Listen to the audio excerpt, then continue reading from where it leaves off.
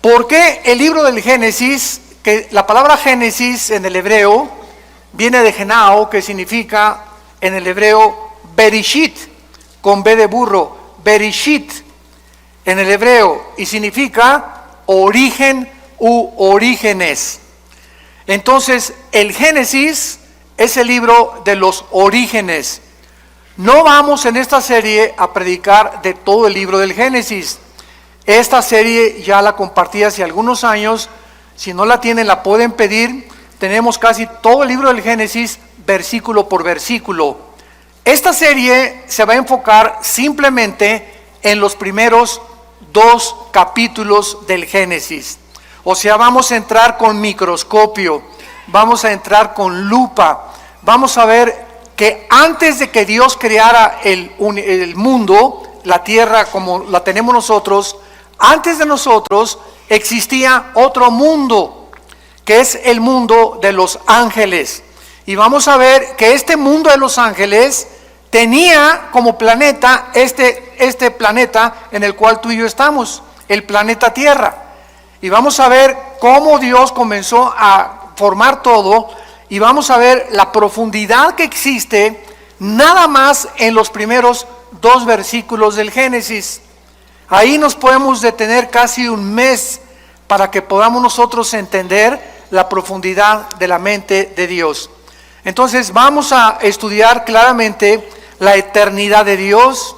Cuando hablamos de la eternidad, pues la mayor parte de los cristianos no sabemos qué significa eternidad. Creemos que es un punto de una línea recta que sale y continúa eternamente. Sin embargo, esto es una medida de nosotros, esto no es la eternidad. O cuando decimos por los siglos de los siglos o secula seculorum, creemos que ya nos vamos a seguir extendiendo por todo el tiempo. Vamos a descubrir otras cosas diferentes que Dios hizo y creó. Y vamos a ver también las 3 palabras en el hebreo que son importantísimas para poder entender qué cosa Dios creó de la nada, que es la palabra bara, qué cosa Dios creó para formar, que es yatzar, y qué cosa es darle forma a algo, que es la palabra asa, así como suena, bara, yatzar con Y y asa. Si nosotros no conocemos estas 3 palabras, entonces no vamos a entender, por ejemplo, por qué hasta el 4.º día Dios creó los cielos y la tierra. Y cuando alguien me dice eso, yo les digo, ¿en dónde dice eso? Porque en mi Biblia no lo dice. ¿Cómo no, hermano? Léale ahí, Génesis 1.14, dijo luego Dios. ¿Qué cosa dice? No dice Dios creó, dijo luego Dios, haya lumbreras. Y esta palabra haya es la misma palabra hebrea, haya, que significa hacer o que se ponga algo en movimiento. Entonces, el sol y la luna ya existían. Dios no los creó en el primer día de la creación de nosotros, sino que en el mundo anterior de nosotros, el sol y la luna ya existían. Y el universo sufrió una especie de congelamiento para que cuando Dios volvió a recrear todo y a colocarlo en nosotros, Dios puso en movimiento lo que ya existía. Entonces, todas estas cosas escondidas y todas estas cosas maravillosas de la Biblia, las vamos a ir, por favor, estudiando, analizando, investigando con lupa, con microscopio, porque es ya tiempo que la iglesia de Dios pueda salir de la leche y ya podamos comenzar a comer algo mucho más sólido, que es la palabra de Dios. Ahora bien, para esto es muy importante que recordemos algo.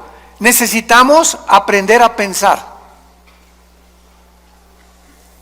Todos se quedan ahorita así. ¿Qué querrá decir con que yo necesito pensar? ¿Que acaso soy un mono o un simio? ¿No pienso o no razono? Bueno, cuando estoy diciendo necesitamos aprender a pensar, el pensamiento dentro de la filosofía griega o dentro de Sócrates, Platón, Demóstenes, etcétera, etcétera, significa no solamente pensar en algo, sino meditarlo, comerlo, asimilarlo hasta que tú lo entiendas. Y esta es la palabra que se usó en el hebreo, meditar. Salmo número 1. De día y de noche medita en este libro de la ley. Dios le dice a Josué, Josué 1, 8 y 9, Josué medita día y noche. O sea, medita es la palabra que se usa para las vacas. Cuando una vaca come, tiene varios estómagos. ¿Sabían ustedes eso de las vacas? Entonces la vaca come la paja o la hierba y hace esto. Y le da, y le da, y le da, y le da. Y después de 10 o 15 veces la pasa a los intestinos. Eso es la palabra meditar. De tal manera amó Dios al mundo que dio a su Hijo. De tal manera, y comienzas, de tal manera. ¿De qué manera, Señor? Y ahí hay una pregunta. ¿Amó Dios al mundo? ¿Nos amaste? ¿Qué significa el mundo? ¿Las personas o el planeta Tierra? Que dio a su Hijo unigénito. ¿Qué significa que nos diste a tu Hijo? Y te vas analizando cada frase, la vas asimilando, vas pensando en ella, y de repente, eureka, como decían los griegos, lo entiendes y comienzas a descubrir la iluminación que necesitamos de la palabra de Dios, que nos la da el Espíritu Santo. Entonces ya adquiere la Biblia vida a tu espíritu, porque has aprendido a leerla. Y no basta leerla, hay que estudiarla, hay que meditarla, pensar en ella y hay que memorizarla. Yo no les pido a nadie que levante su mano en esta mañana, pero ¿cuántos de ustedes memorizan 2 o 4 versículos diarios? Si yo te paso al frente de perdidas, ¿puedes decir de memoria el Salmo 23? ¿Ya de perdida? ¿O podrías decir de memoria el Salmo 90? ¿O nada más Juan 3:16? Estoy hablándoles muy en serio, O sea, si el cristiano no memoriza la Biblia, no vas a poder expandir tus pensamientos ni tu comprensión de la voluntad de Dios. Tenemos que memorizarla todos los días. Ponte en un papelito, Filipenses 1:6, estando persuadido que el que comenzó la obra la perfeccionará hasta el día de Cristo. Lo pones ahí en tu espejo, lo pones en tu carro, en lugar de venir con el celular ahí, lo pones en tu oficina, lo pones en tu computadora y estás pensando y repitiéndolo en la noche. Mi amor, por favor, pídeme que te repita tus versículos, y le estás dando y dando. Hermano, es que a mí no se me queda nada, porque nunca piensas. Yo no tengo memoria porque no la has practicado. Pero si no estás en un psiquiátrico, tienes memoria. Si no estás mal de la cabeza, tienes memoria. Y no se te quedan las cosas porque nunca lo has practicado. Es como un músculo la memoria. Tenemos que estar ejercitando y vas a descubrir que podemos llegar a memorizar capítulos enteros, salmos enteros de la Biblia. Entonces, todo esto es lo que se llama, y lo que le dice Pablo a Timoteo en su segunda carta: esfuérzate en la gracia de Jesús. Necesitamos poner más de nosotros para poder comprender más la mente de Dios. Hace muchos años, en Job capítulo 38, versículo 4, Dios le hizo esta pregunta a Job. Ahora bien, si a la iglesia ni la Biblia traes, pues ya no queda más cosa, ¿verdad?, más que llorar. Porque ya venía a la iglesia sin la Biblia, pues ya entonces ya no hay manera de poder explicar nada. Job 38:4. Dios le hizo esta pregunta a Job hace muchos años. ¿Dónde estabas tú cuando yo fundaba la tierra? Házmelo saber si tienes inteligencia. En otras palabras, esta pregunta nadie la ha podido contestar. En el afán de poder nosotros, los seres humanos, tratar de descubrir el origen del universo, o cómo el hombre fue puesto por primera vez, qué fue primero, el hombre o la mujer, fue realmente una primer pareja la que comenzó en el planeta Tierra. Y además, ¿hacia dónde se dirige el universo y nuestra vida, en este afán de descubrir las cosas, ¿qué hemos hecho? Muy bien, hemos utilizado dos medios. La ciencia, la palabra ciencia significa conocimiento humano, cuando es la ciencia secular. Entonces, a través de la ciencia, los científicos han inventado, han hipotetizado, han especulado, han filosofado, tratando de cómo comenzó todo e inventaron una teoría. Por eso se llama teoría. ¿Cuál es esta teoría? Se le llama el Big Bang o la gran explosión. El universo, dicen los científicos, que no tiene nada de ciencia en esto, porque no es científico, porque para que sea científico tiene que ser demostrado.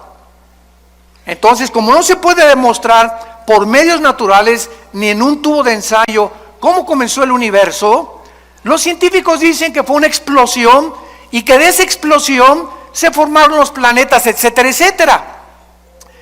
Pero sin embargo, en el siglo XX, cuando comenzaron a profundizar en la primera y la segunda ley de la termodinámica, ¿qué dice la primera y la segunda ley de la termodinámica en la física?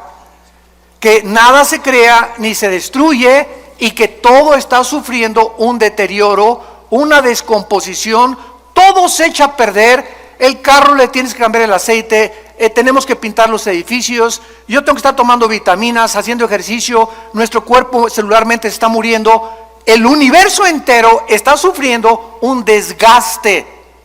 El Sol pierde millones de toneladas masa cada segundo. Las galaxias se están cada vez expandiendo y alejándose más y más y más unas de otras. Esto es lo que establece inexorablemente la primera y la segunda ley de la termodinámica. Muy bien, estas leyes están declarando que es imposible que el universo haya comenzado con una explosión. ¿Por qué? Porque al decir que sí, el universo comenzó con una explosión y de la explosión surgió la materia, el tiempo y el espacio, estamos contradiciendo las mismas leyes de la física. Señores físicos y astrofísicos que nos acompañan y que nos escuchan a través de las redes sociales, ¿cómo puedes tú ser físico y astrofísico y contradecir, enseñarles a tus alumnos, venimos de una explosión y venimos de la nada, todo fue un accidente, y contradecir las leyes que te han enseñado, que son la base de la misma física? Entonces, nada se crea del desorden al orden. Todo es al contrario. Si yo tengo una enciclopedia y recorto en pedacitos todas las hojas de la enciclopedia y las pongo debajo de un ventilador, ¿cuántos millones de años tomaría para que se pusieran de la A a la Z en orden? Yo les contesto, 10 a la 12ª potencia. Infinito, nunca se haría tal cosa. ¿Cuánto tardaría para poner a 3 changos en un piano para que sacaran la 9ª sinfonía de Beethoven? Nunca jamás podría ser eso, una certeza se podría alcanzar, nunca jamás. Entonces es imposible, y al mismo tiempo, si llegamos a la conclusión, todo surgió de una explosión. Muy bien, maestro, le voy a seguir la corriente a lo que usted me está enseñando. Usted me enseña que la materia surgió de la nada. Ahora, ¿la nada produce algo? La nada no produce nada. Y si comenzó con una explosión, ¿quién la produjo la explosión? Tuvo que haber un acelerador que haya producido eso, pero si no había nada antes de la explosión, ¿qué la produjo? Y seguimos esta línea filosófica y acabamos con la pregunta de los 64,000 pesos. ¿Y el pensamiento quién lo produjo? Virgen de María y José. ¿La materia produce el pensamiento? La materia produce pensamiento. Un pedazo de roca, un pedazo de materia produce el pensamiento y la conciencia humana. Entonces, ¿se dan cuenta que estamos pensando? Es a lo que me refería. Cuando comenzamos a aprender a pensar y a seguir la lógica elemental, que es la línea que se tiene que usar para poder llegar a una verdad, necesitamos aprender a pensar.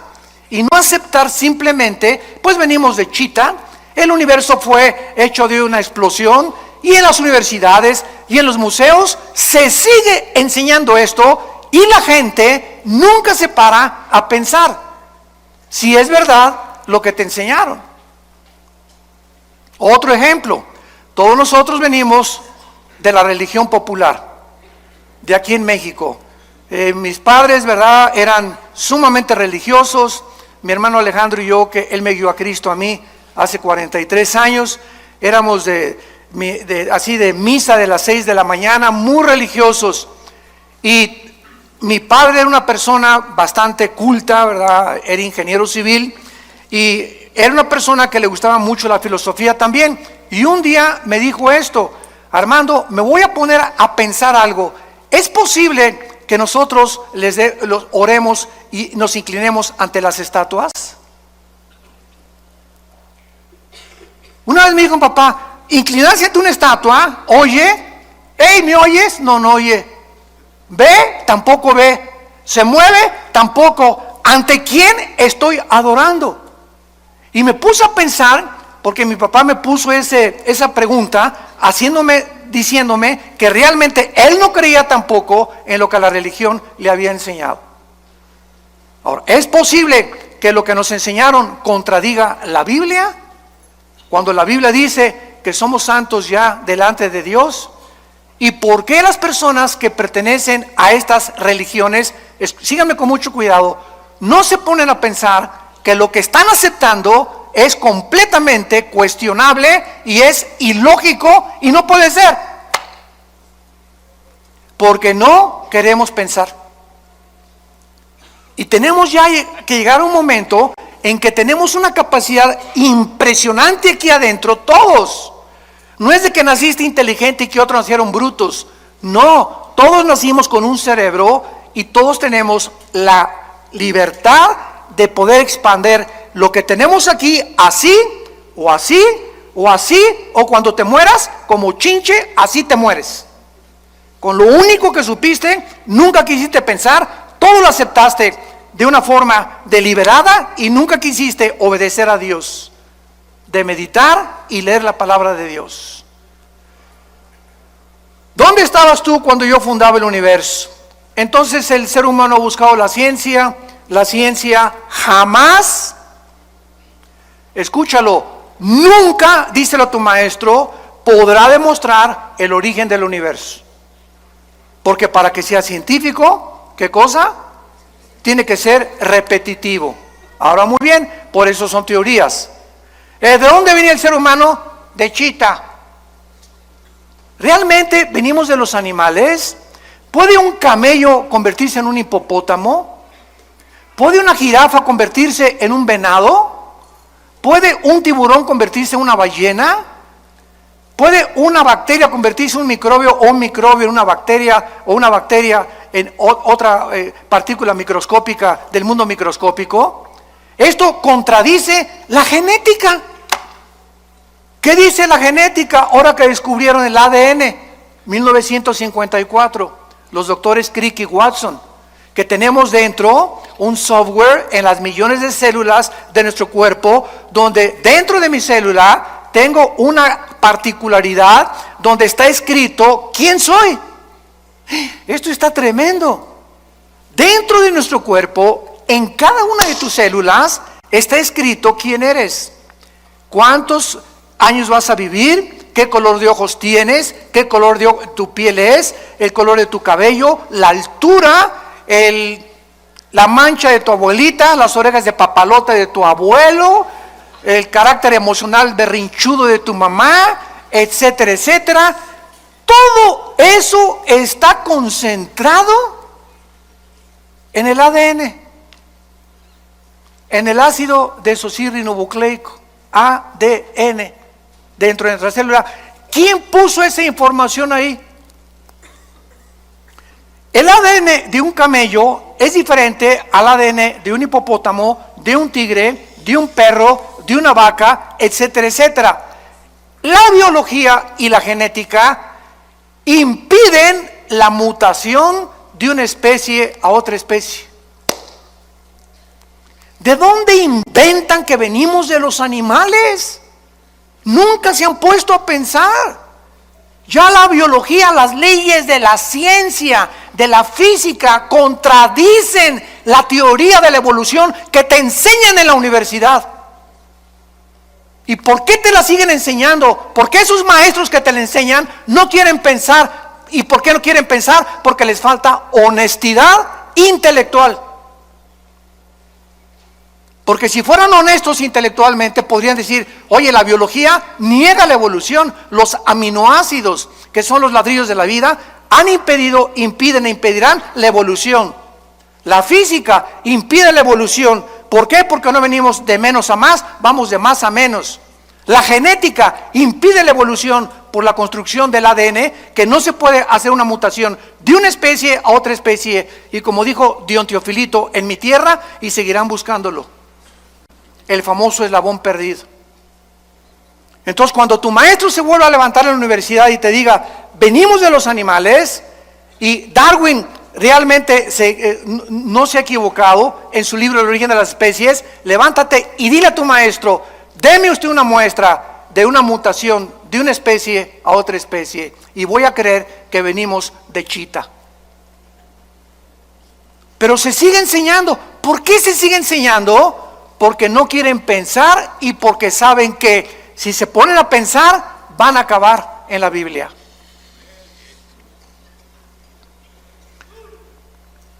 De todas las teorías que existen en el mundo, no hay más que lo que nos han enseñado en la escuela, que venimos de una evolución accidental, fortuita, que venimos de los animales, y la otra explicación de dónde venimos está en la Biblia. No está en el Corán, ni en los Vedas, ni en el Tripitaka de los Budas, ni Mahatma Gandhi, ni de Confucio, en ningún otro libro sagrado, ningún otro libro de los billones de literatura que existen nos dicen de dónde venimos y quiénes somos más que la Biblia. Ahora, ¿de veras dice eso la Biblia? Es lo que vamos a ver. Y no solamente lo dice, sino que lo comprueba, y conforme el mundo pasa y la ciencia evoluciona, la ciencia dice, y la Biblia tenía razón. Durante siglos se preguntó por qué José no se metía con María para que naciera Jesús. Se aceptó y la iglesia romana dijo, es un dogma de fe. Tienes que creer que Jesús no se metió con María porque es un dogma de fe, sin dar ninguna explicación. Sin embargo, en 1954, lo compartimos en el desayuno ayer, se descubre el ADN y se descubre que el ser humano está dividido en dos, hombres y mujeres, macho camacho y las reinas de la casa. Más nos vale. Ok, ¿qué determina que tú hayas nacido hombre? ¿Y qué determina que tú hayas nacido mujer? ¿Sabes qué determina que seamos hombres y que tú hayas nacido mujer? Nuestros cromosomas. Los cromosomas de la mujer son XX. El hombre tiene XY. El cromosoma Y no lo tiene la mujer, lo tiene el varón. En otras palabras, cuando mi papá se juntó con mi mamá, el cromosoma Y de mi papá ovuló el cromosoma X de mi mamá y nací macho camacho. Y si tú eres mujer, cuando tu papá tuvo relaciones con tu mamá, el cromosoma X del varón ovuló el cromosoma X de tu mamá y naciste mujer. Y hemos llegado a un siglo, el siglo XXI, donde se está discutiendo el género, con la famosa biología del transgénero. Y decirles que si un niño se quiere vestir de mujer, que lo dejen. Y si una niña se quiere jugar a los soldados, que la dejen y que se vista de soldado. Cuando la misma biología es la que determina, cerremos ya la Biblia, la biología determina quiénes somos. Entonces, si tú hazte un examen de sangre y tienes la Y, eres hombre. Nadie te va a cambiar y es imposible que te cambien tu masculinidad. Así te hizo Dios, así acéptalo. Y si tienes los dos X, eres mujer. Y nadie se atreva a cambiar tu feminidad con la cual Dios te creó como mujer. Hemos llegado a un grado de dioses, de decir, cambiemos a este hombre en mujer y esta mujer en hombre. Y llegar al grado que es el síntoma más grande de descomposición social, de poder llegar hasta el matrimonio, hombres con hombres, mujeres con mujeres. Y destruir el patrón de la familia que tiene su origen en la Biblia y creer que ahora la familia es hombre, con niños, mujer y mujer con niños. Y la Biblia dice que la familia es un hombre con una mujer que fue la que parió a mis hijos y esa es mi familia delante de Dios. ¿A qué grado hemos llegado por no pensar? Lo aceptamos todo y se está convirtiendo en normal. Ya se está aceptando como algo normal. Y ahí están en las bodas de hombres con hombres. Ay, mijito, que se casó con Pepe y Pepe con Carlitos. Que sean felices. ¿Cuál felices? Es una mentira. El 63% de las personas que se han querido cambiar el sexo en el transgénero, lo dicen los psiquiatras, se han suicidado. Cuando una persona pierde su identidad, lucha con demonios que tratan de robarte tu identidad y confundirte, y vienen las depresiones, vienen las luchas angustiosas de las emociones y los sentimientos, porque el diablo te está atormentando. Tienes que ser libre en el nombre de Jesús y aceptar como Dios te hizo. Nadie aplaude, pero que Dios los bendiga. A la palabra de Dios. Muy bien. Y por otro lado, en su afán de descubrir el origen de las cosas y del universo y nosotros, se ha recurrido a la ciencia y a la brujería, al ocultismo, a las limpias, a tratar de penetrar en el mundo del más allá, con espíritus, con contacto con los muertos, con contacto con los espíritus, porque no sabemos quiénes somos, ni a dónde se van los muertos, ni qué nos da la energía, ni qué nos da el poder. El hombre ha caído en la brujería desde los tiempos de Babilonia, en la Torre de Babel. La Biblia dice que la brujería, la astrología, la magia tuvieron su origen en Babilonia, que es la ciudad más nombrada después de Jerusalén en la Biblia. Comienza la Biblia en Génesis 10 con Babilonia y termina en Apocalipsis 17 y 18 con Babilonia otra vez, porque significa confusión. El hombre sin Dios está confundido y por eso hemos tomado caminos que la evolución, que la brujería, que el ocultismo, que voy a cargarme de energía en las pirámides de Teotihuacán, voy a consultar a los muertos, con los mediums, que me hagan limpias. Todas estas cosas son el fruto de la ignorancia de la Biblia. Jesús dijo, yo soy la luz, y bajó del mundo hace 2000 años para alumbrar nuestros ojos. Vivimos en un mundo oscuro, santos de Dios, damas y caballeros, un mundo perdido, cada quien trae su rollo, cada quien por su camino. Ya los gobiernos no saben cuál gobierno, cuál ideología es la buena, los economistas están perdidos, las religiones están perdidas, la filosofía está perdida. Ya no hay forma de relativismo, humanismo, hedonismo, etcétera, etcétera. El mundo sigue así, ¿por qué? Porque estamos en tinieblas. Y Jesús hace 2000 años vino a sacarnos de las tinieblas. Y te ofrecen esta mañana, y ustedes que nos escuchan, salir de esa oscuridad, que las vendas se te caigan, recobrar tu verdadera identidad y ser feliz con una vida en abundancia, que es la vida que Cristo nos vino a dar. Muy bien.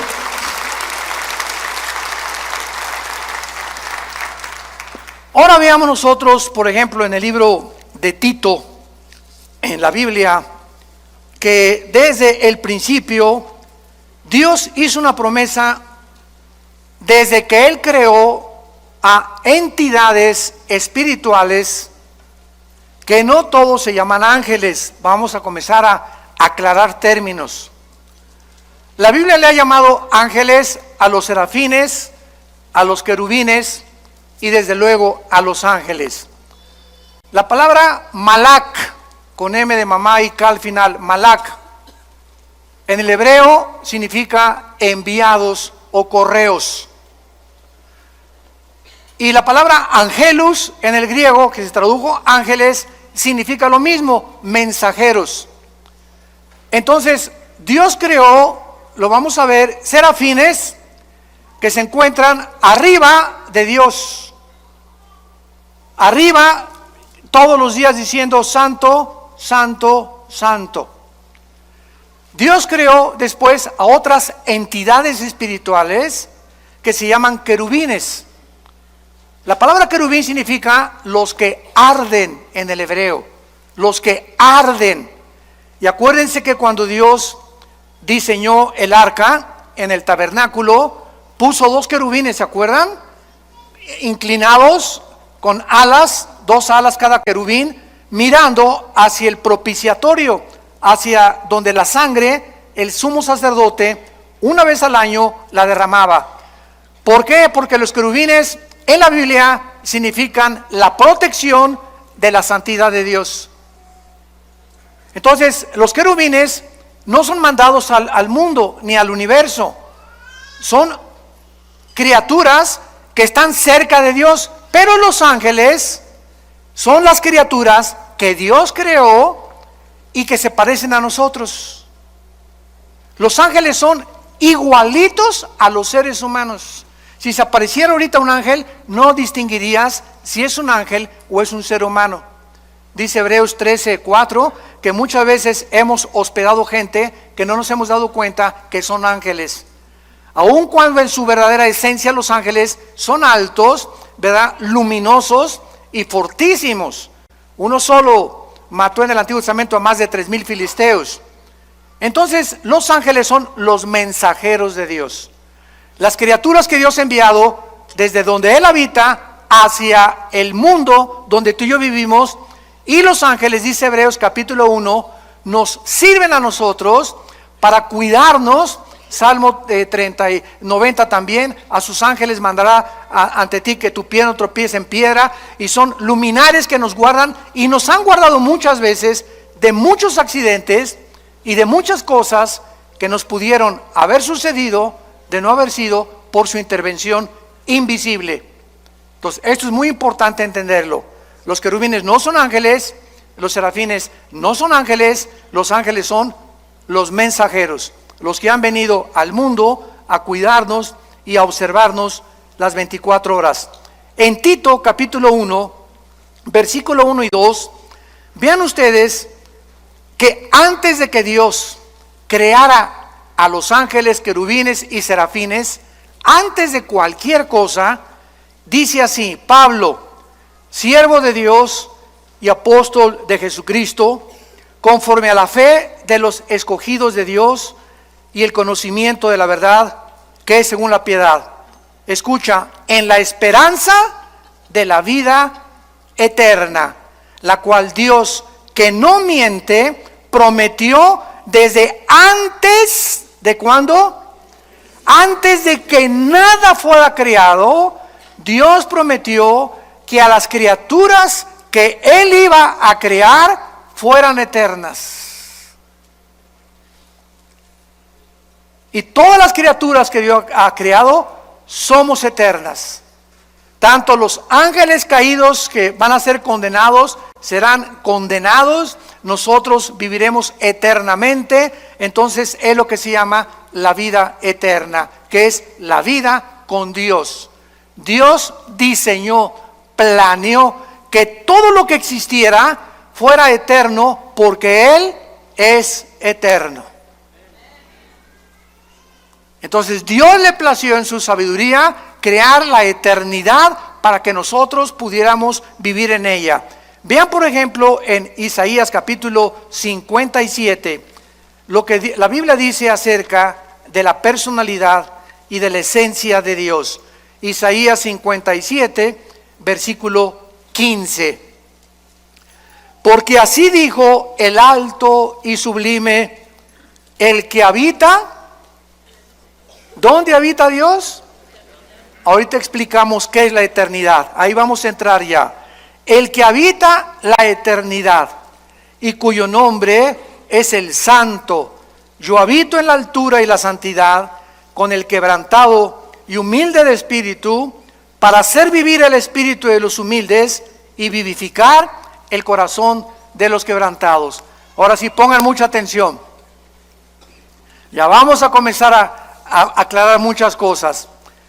La eternidad, supongamos que está así, ¿verdad? En un espacio ilimitado, desde luego. Dios habita en la eternidad. La eternidad no hay tiempo. En la eternidad no hay pasado, no hay futuro. Cuando Jesús se revela a Moisés, Éxodo capítulo 3, le dice: yo soy el que soy. O sea, el que es, ¿verdad? Ahorita. Él es el Dios del presente. Yo sé que es difícil de entenderlo porque nosotros habitamos en 4 dimensiones donde hay pasado, presente y futuro, pero ahorita los fusibles no se les van a fundir.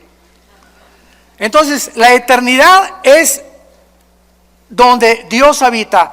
Dios, entonces, cuando dice: en el principio Dios creó los cielos y la tierra, Dios creó abajo de la eternidad 3 cielos. El cielo donde Él habita, el cielo cósmico y el cielo atmosférico, segunda de Corintios capítulo 12, versículo del 1 al 3. Ahí Pablo menciona los 3 cielos.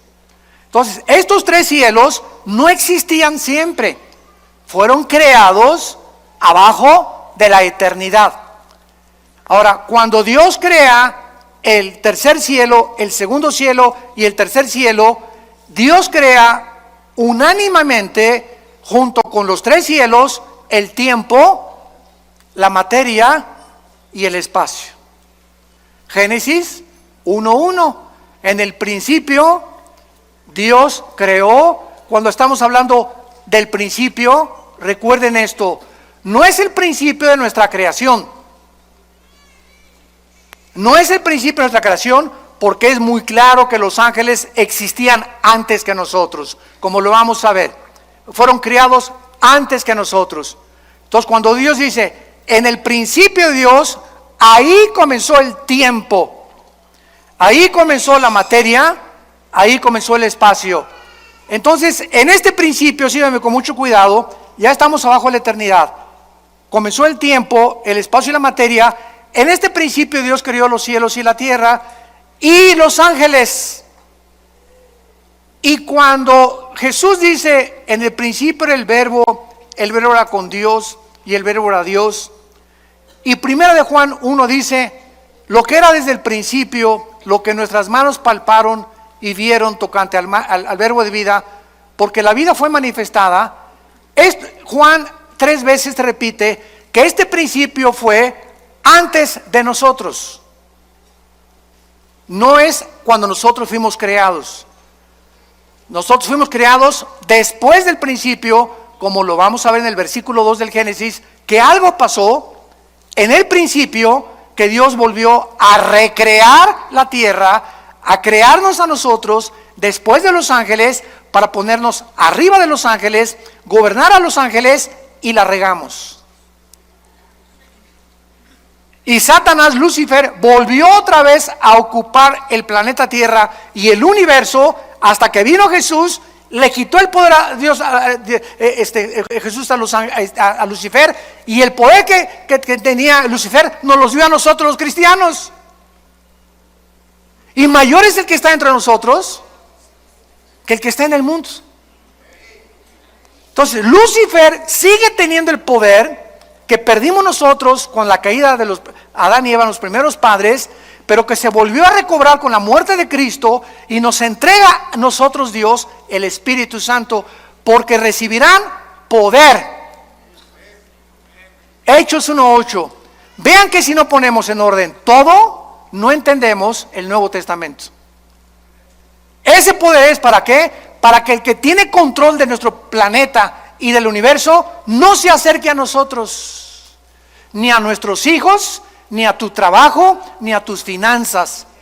porque mucho mayor es el que está aquí adentro que todos los millones de demonios que pueda haber en tu casa.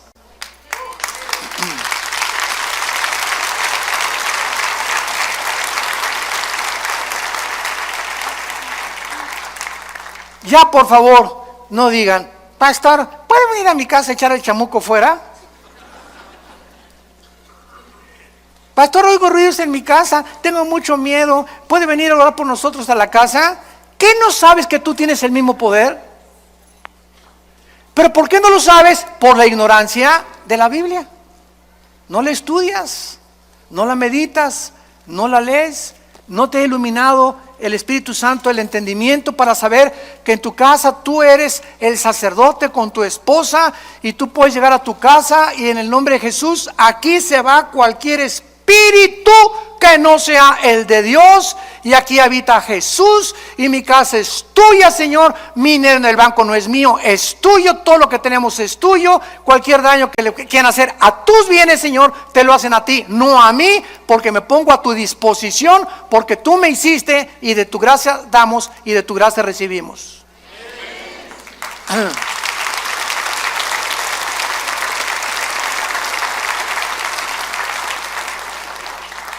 Dios pues diseña que nosotros entremos a la eternidad.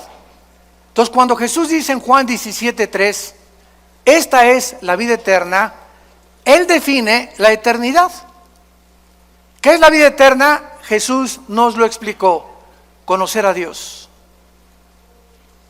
Esta es la vida eterna, que te conozcan. Dice que te convertiste, ¿cuánto has conocido de Dios? ¿Cuánto sabes de su poder? ¿Cuánto sabes del propósito que tiene para tu vida? ¿Por qué vives con estrés todavía, con angustias, con desconfianza, con incredulidad? Ay, subió el peso y cayó el petróleo, hermano, ¿qué voy a hacer? Y si mi esposo se muere y no me da el seguro social, ¿qué voy a hacer? Entonces, ¿tu esperanza era tu esposo? ¿El petróleo? ¿El peso? Dios nos está viendo. Y dice Primera de Pedro que somos sostenidos por la fe mediante el poder de Dios. Entonces, cuando tú crees, activas el poder de Dios. En el momento que dices, Señor, gracias porque no dependo del dinero ni de mi esposo, ni del diputado, ni de mi amigo, ni del próximo gobierno, ni tampoco mi felicidad depende de si mi esposo me hace feliz, o mi esposa me hace feliz, o mis hijos me felices. Todo depende de ti, de mi relación contigo. Cuando Dios ve esa confianza, te llena de su poder. Y tienes la capacidad de volverte más que vencedor. Porque sin fe es imposible agradar a Dios. ¿Me están siguiendo? Estamos pensando. Muy bien. Dice en Primera de Juan capítulo 2 y explicando también la eternidad, porque es importantísimo antes de pasar y profundizar más. Primera de Juan 2:25, y esta es la promesa que Él nos dio otra vez, la vida eterna. Cuando yo oigo que hay cristianos que dicen que la salvación se pierde, les digo, ¿ya pensaron lo que están diciendo? Es que hay 5 pasajes en el Nuevo Testamento que parece que se pierde la vida eterna. Parece contra 200 que te dicen que no se pierden. Y de esos pasajes que parece que se pierde la vida o que se pierde la salvación, son completamente mal interpretados. Lo han sacado fuera de contexto porque no los han estudiado a la luz de las demás partes de la Biblia. ¿Qué es la vida eterna o vida temporal? ¿Cuál es la diferencia? ¿No sabes cuál es la temporalidad? He venido para darles vida temporal. ¿Eso dice la Biblia? No, ¿verdad? Nos viene a dar vida eterna. O sea, cuando un cristiano recibe al Espíritu Santo, en ese momento, dice Efesios capítulo 2, en ese momento entramos a la eternidad. Ya somos eternos. Por eso no vamos a morir espiritualmente jamás ya. Vamos a morir físicamente, nos van a enterrar, pero vamos a seguir viviendo. Tu pariente que se murió la semana pasada, no digas que se murió, pasó a mejor vida. Él sigue viviendo, seguimos viviendo. Esta es la esperanza que Dios nos ha traído, que esta vida no lo es todo. Vamos a seguir viviendo. Y tú lo tienes que creer. Y cuando tú lo crees, no hay nada que te pueda detener, porque para nosotros es ganancia la muerte. Entonces, esta eternidad entra a nuestra vida cuando recibimos a Cristo como nuestro Señor y Salvador. Ya estamos sentados, dice Efesios 2, con Cristo. Ya somos más que vencedores, Efesios 1:3. Ya hemos sido bendecidos con toda bendición espiritual. ¿Qué significa esto? Que ya no le puedo decir a una persona, Dios te bendiga. No hay ninguna parte del Nuevo Testamento donde diga, Dios te bendiga. Porque dice la Biblia en Efesios 1:3 que ya hemos sido bendecidos. Entonces yo le digo, que la gracia y la paz sea contigo. Lean todas las cartas de los apóstoles y jamás dicen que Dios los bendiga. ¿Por qué? Porque ya estamos bendecidos. En otras palabras, ¿tú crees que por decirme Dios me bendiga me va a bendecir? No, ¿verdad? Me va a bendecir si yo ando camino con Él, no porque tú me lo digas. Y menos una persona que no es cristiana, Dios te bendiga. Mentiras, nunca lo va a bendecir. Al contrario, mientras él no reciba a Cristo, su vida irá de maldición en maldición, de botella en botella, de droga en droga, de cine en cine, de teatro en teatro, buscando siempre y sin encontrar. Las bendiciones entran a nuestra vida cuando aceptamos a Cristo como nuestro Salvador. ¿Se dan cuenta cómo tenemos que ubicarnos en tantas cosas en la cristiandad? Y entender qué es lo que realmente Dios quiere decirnos a nosotros. Dice en 1 Juan capítulo 5, versículo 10, el que cree en el Hijo de Dios tiene el testimonio en sí mismo. El que no cree a Dios le ha hecho mentiroso, porque no ha creído en el testimonio que Dios ha dado acerca de su Hijo. Y este es el testimonio que Dios nos ha dado, vida temporal. ¿Eso dice? Vida eterna, para siempre. Nadie jamás nos las puede quitar. Nadie nos puede separar, ni pobreza, ni desnudez, ni demonios, ni ángeles, ni nada. ¿Y qué pasa si me quiero yo alejar de Dios? De la oreja te trae de regreso. Lee el capítulo entero de Hebreos capítulo 12. Dios al que ama y se le brincan las trancas, a esos chivitos que se le brincan las trancas, va y les rompe la pata para que regresen heridos al rebaño. Pero es preferible, dijo Cristo, que pierdas el brazo y pierdas las piernas y te quedes ciego o tengas una enfermedad, a que entres entero al infierno. Somos propiedad de Dios. Nadie nos puede arrebatar la vida eterna. Nadie.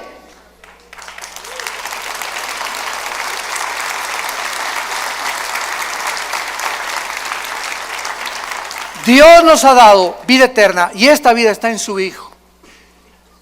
El que tiene al Hijo, tiene la vida. El que no tiene al Hijo, no tiene la vida.